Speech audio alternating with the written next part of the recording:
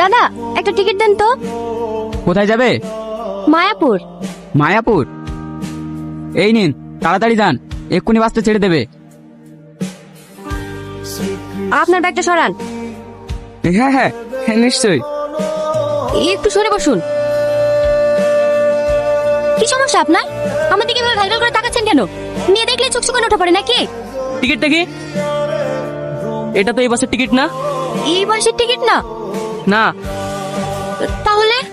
আপনার বাসটা আমাদের বাসের একটু আগে বেরিয়ে গেছে। এই সিটটা ওনার, উনি দুটো সিটে বুক করেছে। সরি, আমি চলে যাচ্ছি। ইটস ওকে, আপনি চাইলে এখানে বসতে পারেন। আপনি যেমনটা ভাবছেন আমি তেমন ছেলে না। কোথায় যাবেন আপনি? মায়াপুর। তাহলে তো ভালোই হলো, একসঙ্গে ট্রাভেল করা যাবে। আমিও ওখানেই যাচ্ছি। মায়াপুরের কোথায় যাচ্ছেন আপনি? জমিদার বাড়ি। বড় সাহেবকে আমি অনেক শ্রদ্ধা করি।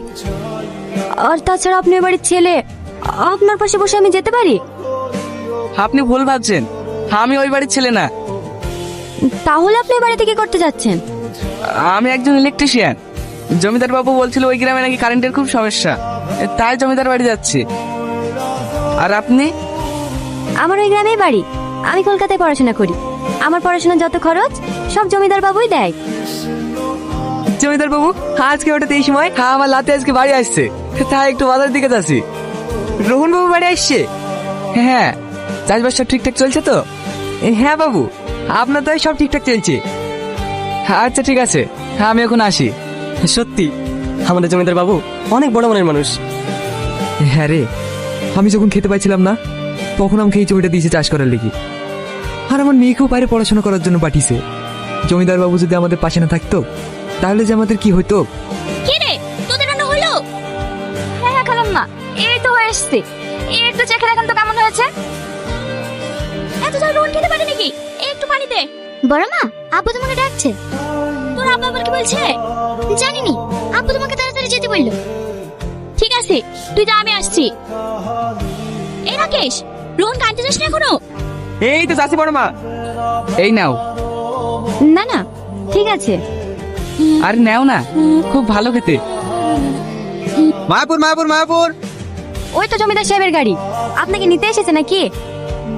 হ্যাঁ, আমি তো এই গ্রামের কিছু চিনি না, তাই জমিদার সাহেব গাড়ি পাঠিয়ে দিয়েছে মনে হয়। ঠিক আছে, যান তাহলে। তুমি হেঁটে যাবা? হ্যাঁ। তুমিও এসো আমার সাথে।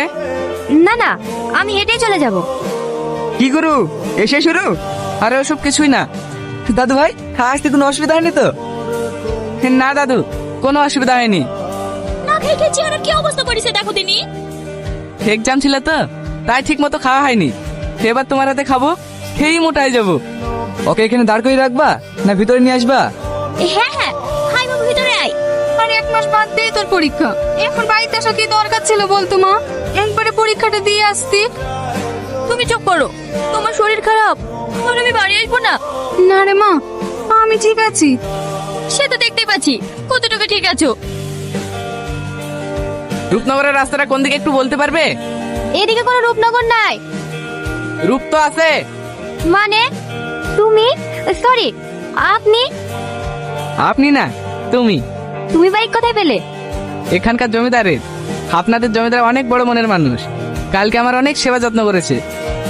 আবার আমার কি সৌভাগ্য দেখো, তোমার সঙ্গেও দেখা হয়ে গেল। চলো আমরা কোথাও ঘুরে আসি। আমরা তো একে অপরকে চিনি না, তাই না? চেনা না থাকলেও মনে হচ্ছে আমরা এক অপরকে অনেক আগে থেকেই চিনতাম। তুমি কি আমাকে ইমপ্রেস করার চেষ্টা করছো? তাহলে তুমি বুঝতে পেরেছো আমি তোমাকে ভালোবেসে ফেলেছি।